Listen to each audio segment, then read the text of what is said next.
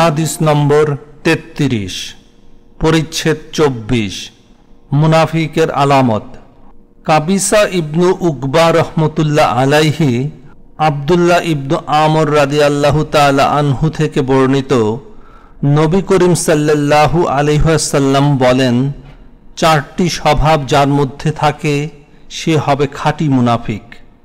যার মধ্যে এর কোনো একটি স্বভাব থাকবে তা পরিত্যাগ না করা পর্যন্ত তার মধ্যে মুনাফিকের একটি স্বভাব থেকে যায়। 1. আমানত রাখা হলে খেয়ানত করে। 2. কথা বললে মিথ্যা বলে। 3. চুক্তি করলে ভঙ্গ করে। এবং 4. বিবাদে লিপ্ত হলে অশ্লীল গালি দেয়। সুবা রহমতুল্লাহ আলাইহি আমাশ রহমতুল্লাহ আলাইহি থেকে হাদিস বর্ণনায় সুফিয়ান রহমতুল্লাহ আলাইহি এর অনুসরণ করেছেন।